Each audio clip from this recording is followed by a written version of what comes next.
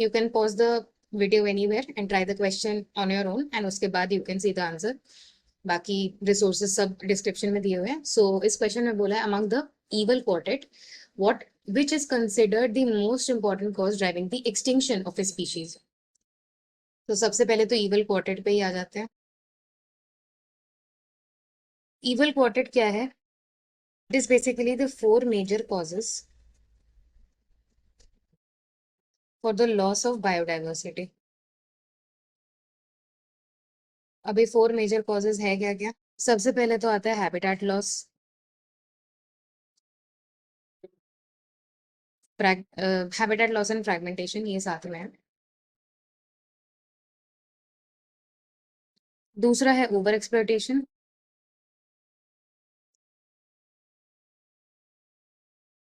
मतलब रिसोर्सेज को over exploit करके उनको फिनिश कर देना. तीसरा एलियन स्पीशीज इन्वेजन, मतलब कोई बाहर का स्पीशीज इंडिजिनस स्पीशीज के बीच में आ जाना, उनको इन्वेड करना. And fourth is co extinction. Co extinction मतलब मान लो कि दो स्पीशीज है, there is species one and there is species two, और ये दोनों आपस पे समहाउ डिपेंडेंट है. They are dependent on each other for the survival. So अगर एक स्पीशीज का एक्सटिंक्शन हो जाएगा, दूसरे स्पीशीज का भी एक्सटिंक्शन हो जाएगा, दूसरे स्पीशीज का भी हो जाएगा. इसमें से सबसे इंपॉर्टेंट कॉज होता है for the extension of a species habitat loss and fragmentation. Fragmentation बोले तो मान लो कि कोई एक बेसिकली लैंड है, उसके बीच में तुमने रोड बना दिया, तो ये दोनों प्लॉट्स फ्रैगमेंट हो गए. ये फ्रैगमेंट वन बन गया, ये फ्रैगमेंट टू बन गया. सो इससे यहाँ से जो स्पीशीज ट्रैवल करते थे, या कुछ भी कोई एक इंटरेक्शन था इन आपस में स्पीशीज के बीच में, या किसी भी इंटरेक्शन की वजह से दे वर सर्वाइविंग, बट फ्रैगमेंटेशन होने की वजह से ये वाले स्पीशीज अब यहाँ नहीं आ पाएंगे, ये वाले स्पीशीज अब यहाँ नहीं आ पाएंगे. सो उससे बहुत सारे स्पीशीज हार्म होते हैं. सो मेन जो कॉज होता है वो हैबिटेट लॉस और फ्रैगमेंटेशन होता है. So option D. तो नेक्स्ट क्वेश्चन ये कह रहा है कि identify the pair of heterosporous pteridophytes. तो हेट्रोस्पोरस टेरिडोफाइट्स पे पहले आ जाते हैं कि हेट्रोस्पोरस और होमोस्पोरस होता क्या है. हेट्रोस्पोरस और होमोस्पोरस, देखो स्पोर्स को तुम मान लो कि गेमेट्स की बात हो, ठीक है. लोअर प्लांट्स में स्पोर्स जनरली गेमेट्स को रिप्रेजेंट करता है. सो हेटेरो का मतलब ही डिफरेंट होता है. सो अगर हेट्रोस्पोरस है तो मतलब डिफरेंट टाइप के गेमेट्स बन रहे हैं मेल और फीमेल में, different gametes in both male and female, ठीक है. और अगर होमोस्पोरस है तो मतलब सेम गेमेट्स है, ठीक है. सो टेरिडोफाइट्स जो है, टेरिडोफाइट्स में मोस्टली टेरिडोफाइट्स होमोस्पोरस होते हैं, मतलब वो सेम टाइप के गेमेट्स बनाते हैं या सेम टाइप के स्पोर्स बनाते हैं. मेल और फीमेल बिल्कुल सेम होते हैं. But there are certain examples जो हेट्रोस्पोरस होते हैं टेरिडोफाइटा में, जिसमें एग्जाम्पल आता है सैल्विनिया. सैल्विनिया एग्जाम्पल होता है इसका, और सेलाजिनेला. सो यहाँ पे सेलाजिनेला सैल्विनिया पहले वाले में ही दिया हुआ है, तो यही सही है. सिलोटम नहीं होता, इक्विसीटम नहीं होता, लाइकोपोडियम में भी नहीं होता. सो पहला ही आंसर है ऑप्शन. चलो नेक्स्ट क्वेश्चन ये कह रहा है कि the frequency of recombination between the gene pairs on the same chromosome as a measure of the distance between the genes to map their position on the chromosome was first used for the first time by. So यहाँ पे बात हो रही है frequency of recombination की, और we can say recombination frequency की.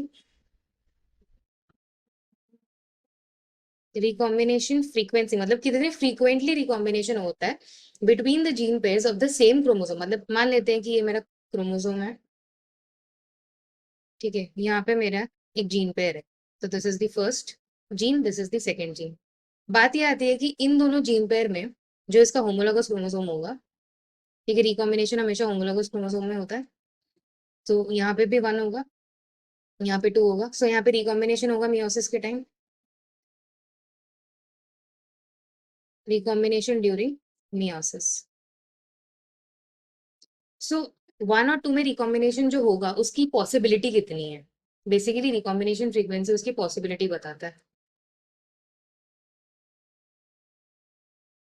और ये हमें बताना है with respect to their position on the chromosome, मतलब उनके बीच में डिस्टेंस कितना है, डिस्टेंस बिटवीन जीन्स। ये बेसिकली सबसे पहले डेमोन्स्ट्रेट किया था अल्फ्रेड स्टर्टवेंट ने, ठीक है, ही वाज अ साइंटिस्ट। मैं सीधी सी बात ये बोली थी कि जितना ज्यादा डिस्टेंस बिटवीन जीन्स होगा ना, डिस्टेंस बिटवीन जीन्स जितना ज्यादा होगा, रिकॉम्बिनेशन फ्रीक्वेंसी, रिकॉम्बिनेशन फ्रीक्वेंसी उतनी कम होगी। मतलब for example if this is my chromosome, right, इन दोनों के बीच में डिस्टेंस कुछ ऐसा है 1 और 2, मेरा दूसरा क्रोमोसोम ये है, इसके बीच में 3 और 4 के बीच में डिस्टेंस है इतना। तो जितने दो क्रोमोसोम्स दूर होंगे उतना कम इन दोनों का रिकॉम्बिनेशन होगा ड्यूरिंग मियोसिस, और जितना ज्यादा ये पास होंगे उतना ज्यादा रिकॉम्बिनेशन होगा, क्योंकि इनवर्सली प्रोपोर्शनल है। सो बेसिकली यहाँ पे क्वेश्चन पूछा है कि किसने ये डिस्कवर किया था, ये दिया था अल्फ्रेड स्टर्टवेंट ने। सटन एंड बोवेरी ने क्रोमोसोमल थ्योरी ऑफ इनहेरिटेंस दिया था। Thinking is also wrong, and Morgan ने बेसिकली ये आइडिया सबसे पहले दिया था। This idea was given by Morgan only, but ये सबसे पहले यूज किया गया था स्टर्टवेंट से। ओके, सो नेक्स्ट क्वेश्चन दिया है कि what is the function of tassels in the corn cob. Tassels वही वाले, ये for example this is the corn cob. तुमने देखा होगा कुछ ऐसे स्ट्रक्चर्स प्रेजेंट होते हैं which are huge long and hair like structures, उन्हीं को टैसल बोला जाता है। सो कॉर्न प्लांट जो होता है, इट इज मोनोइशियस। मोनोइशियस का क्या मतलब है, इसका मतलब है कि आइदर मेल और female reproductive parts are present in the flower. So either male होगा तो स्टैमिनेट होगा, और फीमेल होगा तो पिस्टिलेट होगा। फ्लावर की बात हो रही है।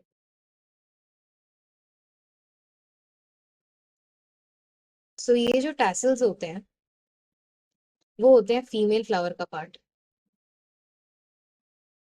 ये जो टैसल्स होते हैं they basically represent the style and the stigma of the flower, ठीक है।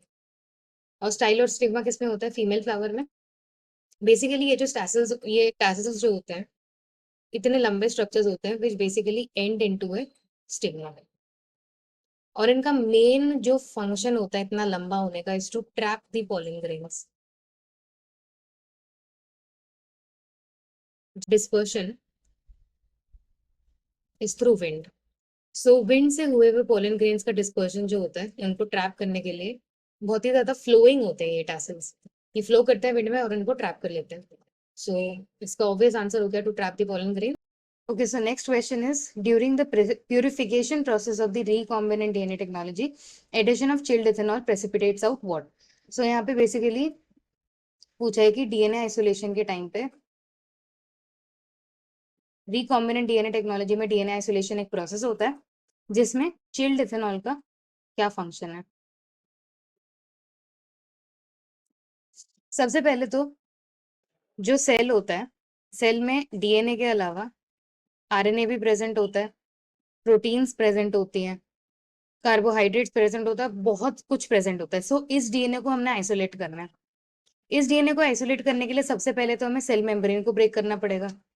उसके बाद हमें आरएनए को ब्रेक करना पड़ेगा ताकि डीएनए अलग हो जाए, फिर प्रोटीन्स को ब्रेक करना पड़ेगा, बाकी जितने भी मैक्रोमोलिक्यूल्स मॉलिक्यूल्स होते हैं उनको ब्रेक डाउन करना पड़ेगा। तो सबसे पहले सेल्स को ब्रेक करने के लिए यूज होता है डिफरेंट एंजाइम्स डिपेंडिंग अपॉन की ऑर्गेनिज्म कौन सा है और सेल वॉल किस चीज से बना हुआ है। बैक्टीरिया का जो सेल वॉल होता है, सबसे पहले बैक्टीरिया का cell wall made of peptidoglycan. Peptidoglycan को ब्रेक डाउन करने के लिए यूज होता है लाइसोजाइम। ये लाइसोजाइम तुम्हारे टीयर, सलाइवा, बहुत चीजों में प्रेजेंट होता है। Next is fungi. फंजाई का जो सेल वॉल होता है वो बना होता है काइटिन से। कॉम्प्लेक्स शुगर होता है, काइटिन को ब्रेक करने के लिए काइटिन के आगे एज लगा दो, बन गया उसका एंजाइम काइटिनेज, ठीक है।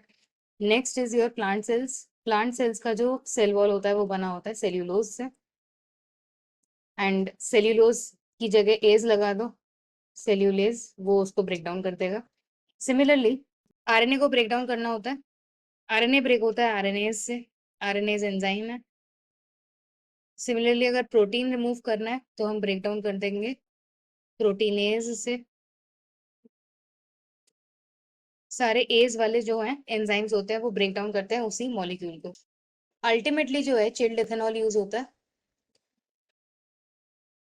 चिल्ड इथेनॉल करता है डीएनए को प्रेसिपिटेट।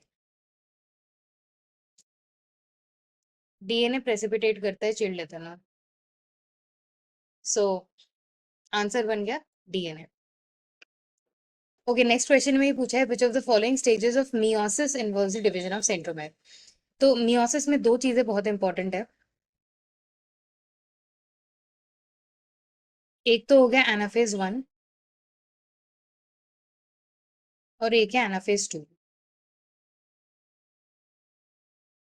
एनाफेज 1 में जो होमोलॉगस क्रोमोसोम्स होते हैं वो अलग अलग होते हैं। Suppose this is one of my homologous chromosomes and this is another. ये दोनों का साइनेप्सिस होता है, रिकॉम्बिनेशन होता है और फिर अल्टीमेटली एनाफेज में ये दोनों अलग अलग चले जाते हैं ऑपोजिट पोल्स में। ठीक है, ये ऑपोजिट पोल में चला जाता है, ये ऑपोजिट पोल में चला जाता है। सो एनाफेज 1 का कहीं से भी सेंट्रोमेयर का डिवीजन नहीं हो रहा, ये सेंट्रोमेयर इंटैक्ट है, ये सेंट्रोमेयर इंटैक्ट है। बट जब बात आती है एनाफेज 2 की, तब एक सिंगल क्रोमोसोम होता है। एक सिंगल क्रोमोसोम में से जो सिस्टर क्रोमैटिड्स हैं, सिस्टर क्रोमैटिड्स ये है, ये सिस्टर क्रोमैटिड 1, ये 2। सो सिस्टर क्रोमैटिड्स जो होती हैं वो अलग अलग होती है। दैट मीन सेंट्रोमेयर यहाँ से डिवाइड करेगा, आधा सेंट्रोमेयर ऊपर की तरफ जाएगा, आधा सेंट्रोमेयर नीचे की तरफ जाएगा। तो सेंट्रोमेयर सिंपली डिवाइड हो रहा है एनाफेज 2 में। तो इसका सिंपल आंसर बन जाता है एनाफेज 2। मेटाफेज में ये अरेंज करते हैं इन द इक्वेटर, तो मेटाफेज तो कहीं से नहीं होगा। टीलोफेज में जो न्यूक्लियर मेम्ब्रेन होता है वो वापस आता है, मेटाफेज 1 में भी नहीं होगा।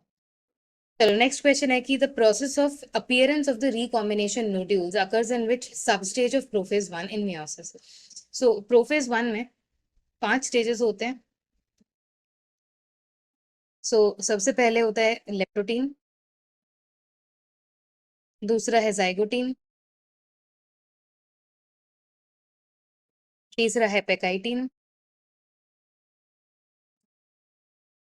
चौथा है डिप्लोटीन और पांचवा है डाइकाइनेसिस।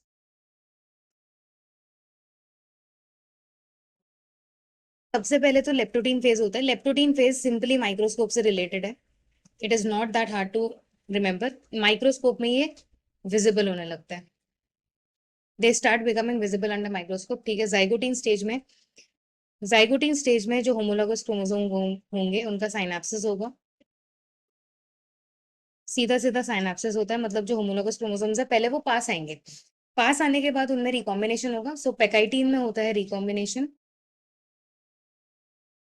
ये ओवरऑल मेन प्रोसेसेस है जो उन स्टेज में होता है। डिप्लोटीन में होता है फॉर्मेशन ऑफ काइस्मेटा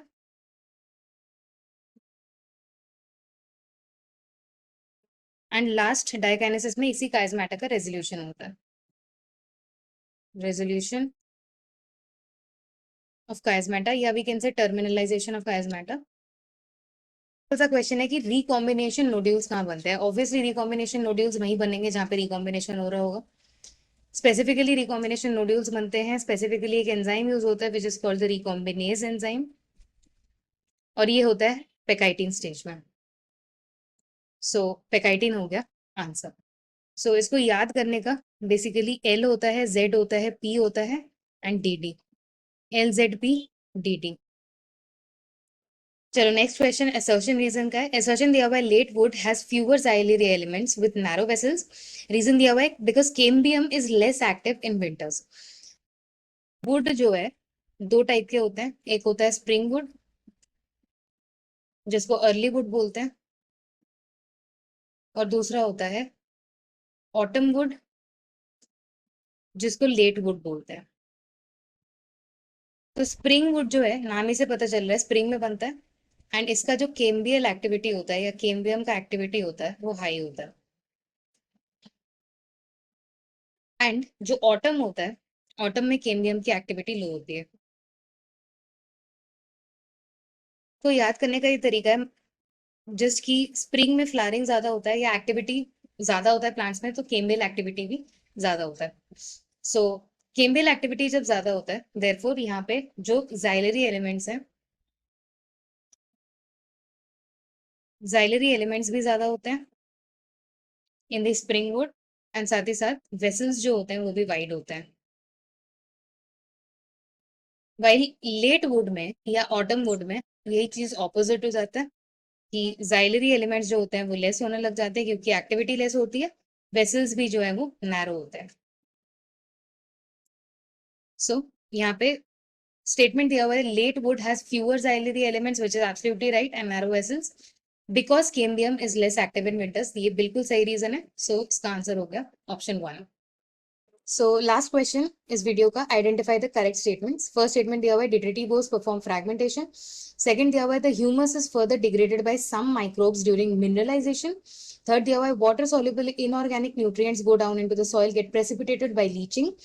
Fourth दिया हुआ है detritus food chain begins with living organisms. Fifth दिया हुआ है earthworms break down detritus into smaller particles by a process called catabolism. सबसे पहले तो decomposition के एक बार process को review कर लेते हैं। डिकम्पोजिशन में सबसे पहला स्टेप होता है फ्रैगमेंटेशन का। इसमें जो डिट्रिटिवोर्स होते हैं, डिट्राइटिवोर्स होते हैं, डिट्राइटिवोर्स में आता है अर्थवर्म्स, अर्थवर्म्स जैसे ऑर्गेनिजम्स। तो अर्थवर्म्स जो होते हैं they break down detritus into smaller particles.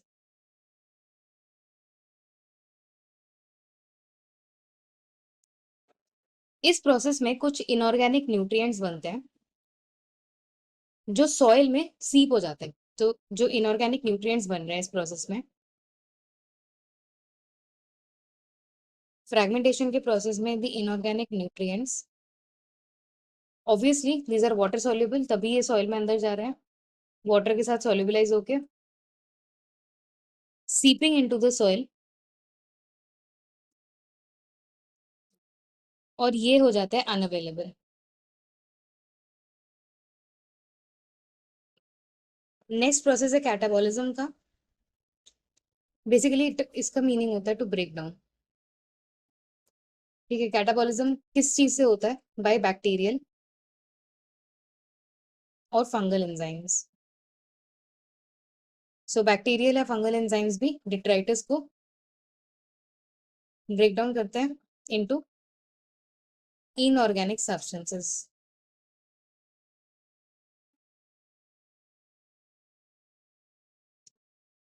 इसके बाद बनता है ह्यूमस, जिसको बोलते हैं humification. Humification is simply the formation of humus.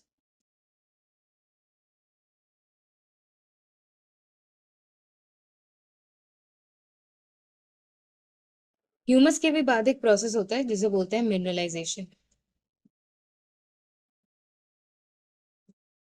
Mineralisation is basically humus को भी डिग्रेड करके certain microbes releasing again inorganic nutrients.